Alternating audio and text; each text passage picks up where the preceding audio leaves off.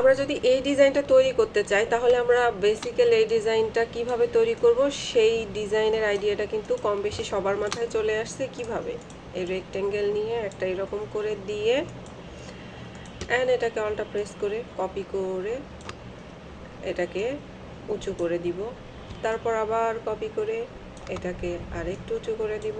এইভাবে সুন্দর করে এই ডিজাইনটা করা পসিবল, তাই না?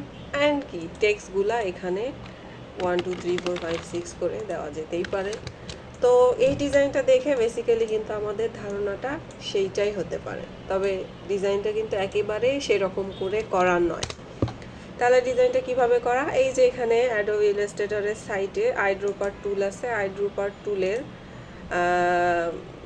পাশে কি ব্লেন্ড টুলের নিচে যে টুলটা আছে এটাকে আমরা কি টুল বলি, এটাকে হচ্ছে কলাম গ্রাফ টুল বলে, যেটা আমি এখন যেটা নিয়ে কাজ করবো আর কি, সেই টুলটাকে বলে কলাম গ্রাফস টুল।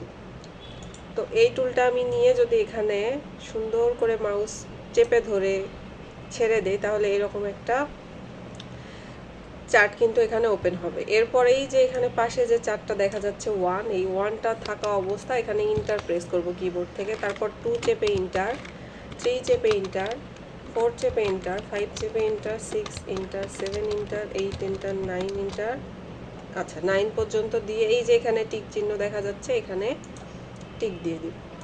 তাহলে দেখেন সুন্দরভাবে কিন্তু আমার এই যে এখানে সুন্দরভাবে গ্রাফটা চলে আসছে, আর এখান থেকে ছোট থেকে কিন্তু বড়তে চলে গেছে, সুন্দর একটা গ্রাফ টুল তৈরি হয়ে গেছে। তাহলে আমরা যদি রেক্টেঙ্গেল থেকে এই জিনিসটা তৈরি করতে চাইতাম এই রকম করে এক এক করে, তাহলে কিন্তু আমাদের অনেক বেশি সময় লাগতো।